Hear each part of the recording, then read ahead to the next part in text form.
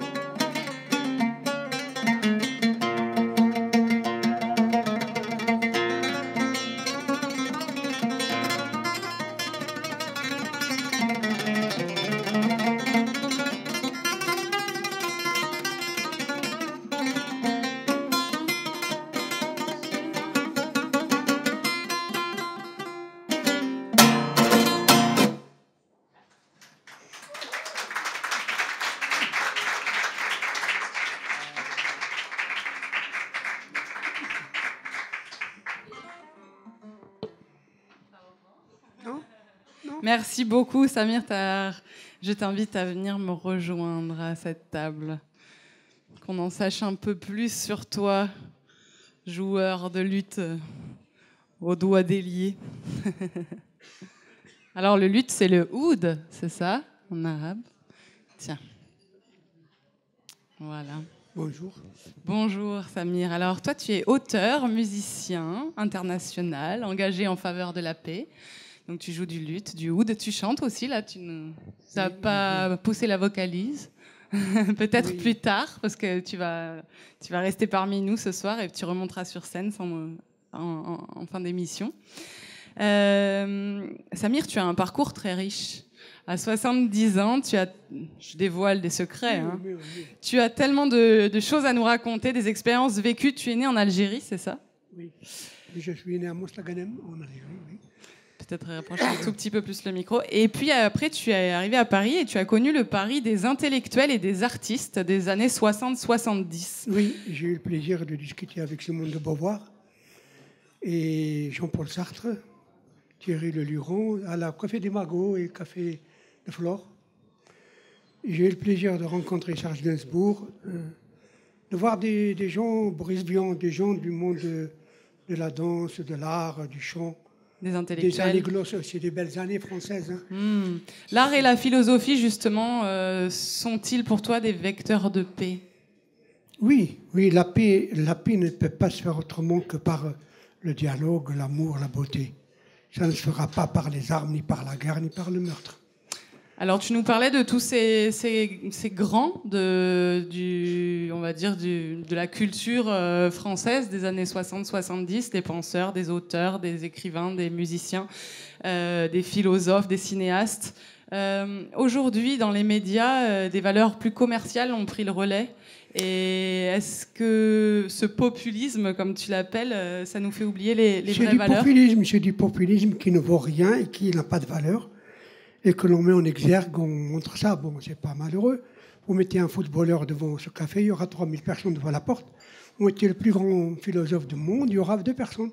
Bon, ça devient malheureux de voir que aujourd'hui on donne la force à ceux qui ne méritent pas d'avoir cette force-là.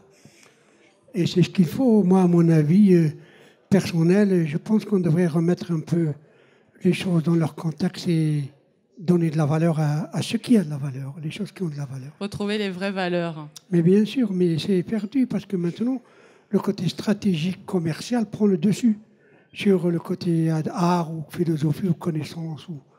Nous avons toutes les démonstrations médiatiques vont vers ça. C'est vrai qu'il faut batailler pour faire autre chose, trouver autre chose, créer autre chose. C'est pour ça qu'on est là. Hein. Attention, il ne faut pas rentrer dans le pessimisme. Il y a beaucoup de gens qui se battent pour la belle chose. Il y en a. Il ne faut pas croire. Il y en a beaucoup. Bien sûr que lorsqu'on nous parle d'aujourd'hui des terroristes, bien sûr qu'il y a des terroristes qu'on doit les combattre. Moi-même, j'ai été condamné par les terroristes en Algérie quand ils m'ont dit que si je continue comme ça, ils vont m'égorger. Ils me l'ont dit. Hein. Bon. Donc, ces gens-là... Trop d'ouverture d'esprit? Parce que je chante, parce que je fais de la musique, je défends la liberté de tout le monde, que tout le monde a le droit de vivre comme il veut. Je dénonce... La liberté, le droit des femmes, notamment? Je dénonce un peu l'arbitraire contre les femmes, contre tout ça. Je dénonce... Et c'est pas bien vu, ça, en Algérie? Ça dépend. Il y en a, bien sûr, ça que dépend par l'Algérie est un pays qui a souffert de ça. Il faut se mettre dans la tête que ce pays a eu 10 années terribles. J'ai eu des journalistes, j'ai fait des concerts, beaucoup de concerts en Algérie. J'ai eu des journalistes qui m'ont raconté qu'ils ont vu des choses très dures à la suite de passage des terroristes. Bon, c'est un fléau qu'il faut combattre, mais de là à mettre tous les musulmans dans le même bain. Moi, mon père était musulman. Moi, je ne suis pas croyant. Hein, je suis pas croyant. Mon père était musulman, ma mère aussi. Ils n'ont jamais fait de mal à une mouche. J'ai des gens qui ont toujours... des paysans qui ont vécu avec leur terre. Bon, de là à dire que tout... D'ailleurs, nous pouvons le prouver. Regardez comment dirais-je moi, l'épicerie cachère à Paris. C'était à côté de chez moi. J'ai une maison à Cour de Vincennes. C'est là, c'est à côté. Le lycée Hélène Boucher est à 150 mètres de chez moi. Samir, je reviendrai bien justement sur tes parents, parce que quand on a parlé ensemble au téléphone des événements qui se sont passés le 11 janvier dernier, tu m'as raconté un ressenti qui m'a paru très intéressant à partager avec tout le monde là ce soir. C'est-à-dire que toi, quand tu as vu les caricatures du prophète Mahomet dans Charlie Hebdo, tu as été choqué. Ça m'a gêné, oui. Non, je n'ai pas été choqué. Je ne suis pas croyant. Ça m'a gêné parce que mon père et ma mère ont passé leur vie à chérir Mahomet. Donc moi, je me rappelle, mon père et ma mère, ils faisaient leurs prières tous les jours. Bon, ces gens-là n'ont pas fait mal à une mouche. Moi, je pense que ça m'a gêné. Si vous voulez, tu as trouvé que c'était un manque de respect par rapport à la foi. Je pense qu'il y a des moyens. Si je me sens enfoncé, je n'ai qu'à utiliser les moyens légaux pour me battre. Hein. Donc, le problème, on n'excuse pas le terrorisme, c'est à condamner. Hein. Bien sûr. Mais quand même, tu trouves que ces caricatures, elles sont allées un peu trop loin? Non, je dis que ça me gêne, moi, vu que j'ai vécu auprès des parents qui ont passé leur vie. Ça te gêne pour ces gens-là, ça te gêne pour ceux qui sont gênés. Tu comprends ceux qui sont gênés. Mon père était un paysan, ma mère aussi. Ils ont vécu avec leur religion du matin au soir. Ils ont été les deux à la Mecque. Et évidemment, ils auraient été choqués devant ça. Si mon père, il n'aurait rien fait, hein, parce que lui... Hein, je ne dis pas qu'ils auraient fait quelque chose, mais ils se seraient sentis blessés. C'est tout. Hein. Comment Ils se seraient sentis blessés, par contre.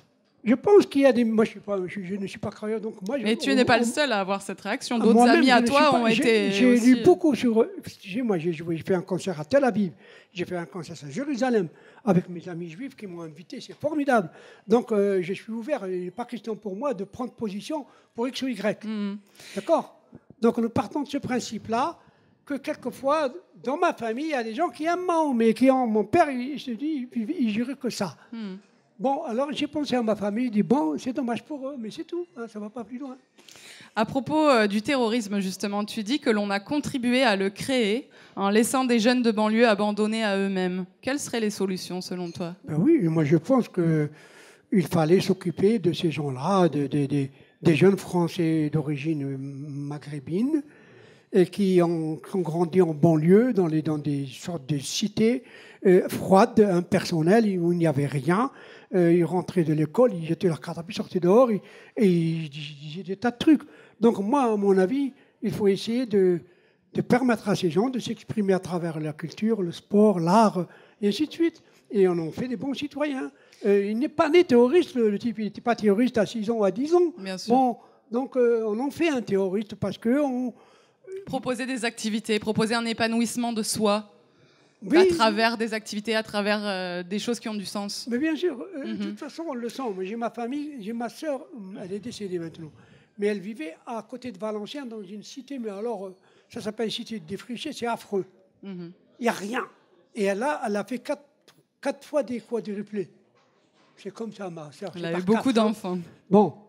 Et ces enfants, ils étaient à la rue. Après l'école, ils étaient à la rue. Donc il faut être sérieux. Il faut quand même penser qu'on donne la chance à tout le monde dans ce pays. Je comprends. Et alors toi, qu'est-ce que tu proposes? C'est peut-être le moment de passer un message au public et aux web téléspectateurs qui nous regardent. Et ouais, les web téléspectateurs, c'est une espèce en voie de développement. Mais il faudrait... Parce que je crois que tu avais un message à passer, tu recherches quelque chose. En tant que compositeur, en tant qu'écrivain, je parle de ce que j'ai vécu, de ce que j'ai vu. Je ne parlerai pas de choses que je ne connais pas. Mais au téléphone, tu m'as dit que tu te proposais de donner bénévolement des cours de musique à des jeunes. Il n'y a pas de problème. Je donne des cours de musique. Je ne fais pas que le luth. Je fais du naï, je fais du qanoun, je fais de la percussion, je donne des cours de solfège, je donne des cours de composition. Alors, de quoi tu as besoin pour donner des cours de musique à des jeunes? Les cours que je donne gratuitement, c'est pour aider les jeunes, ces jeunes-là, de découvrir une culture qui est la leur et qui fait partie de l'ensemble. Tu le fais déjà? Non, je n'ai pas trouvé... Mais tu aimerais le faire? La mairie de Montpellier m'a envoyé paître. Parce que qu'est-ce que tu demandes? Qu'est-ce que tu cherches? C'est le moment? Non, mais je le dis, hein, c'est clair. Hein. Qu'est-ce que tu as besoin? Moi, ce que je voudrais, c'est donner des cours de musique aux jeunes gratuitement. Parce que ma culture, c'est une culture. De quoi as-tu besoin pour ça? La culture arabe est une culture formidable. Il faut la connaître. Il ne faut pas fermer les yeux là-dessus. Les Arabes, ce n'est pas que des terroristes. Mais c'est une grande richesse de faire des artistes, il y a des écrivains, il y a des compositeurs, il y a de tout. Bien évidemment. Donc pour moi, c'est un plaisir pour moi que d'apprendre aux jeunes ce que c'est que la musique arabe dans ce que j'ai fait là, par exemple.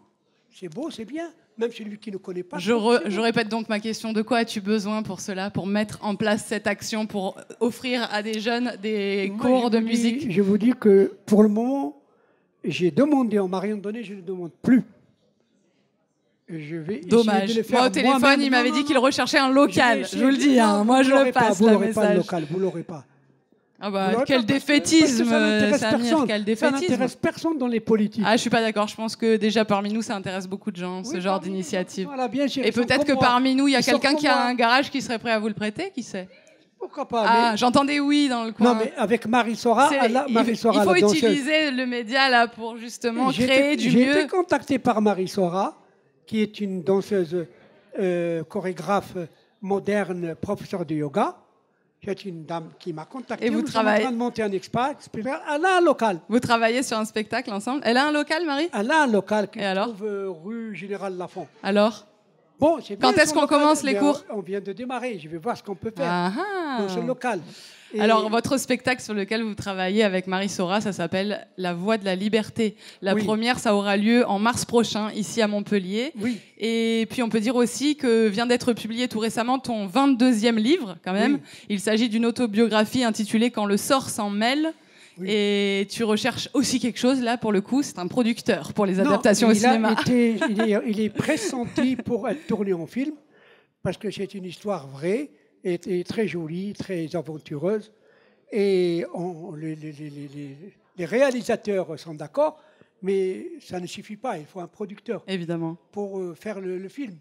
Voilà, donc on espère. De toute façon, ça ne m'emballe pas beaucoup, franchement. Hein. Moi, je suis porté surtout sur les échanges culturels et sur ça. C'est pas pour l'argent. L'argent, c'est fini. Je n'y pense plus, si vous voulez. Bon, Samir, tu es un spécimen. En tout cas, je suis ravie que tu sois là parmi nous ce soir et qu'on entende encore ton oud chanter. Si parmi vous, il y a des gens qui sont intéressés, et je préfère le dire, hein, parce que c'est très important de pouvoir passer un message comme ça grâce à vous. D'ailleurs, je vous remercie de m'avoir invité, de me permettre de passer un message. Moi, je dis que dans la culture arabe, il y a le chant judéo-arabe, le chant arabo-andalou, le chant classique oriental et le chant maghrébin. Il y a donc différentes influences. Il va y en avoir des choses à apprendre à ces jeunes, alors. Il comprend la civilisation turque, la civilisation perse, les Phéniciens. Samir, je te remercie beaucoup pour tout ça, mais on va passer à notre prochaine invité. On ira prendre des cours avec toi. Merci beaucoup. Merci Samir Tar.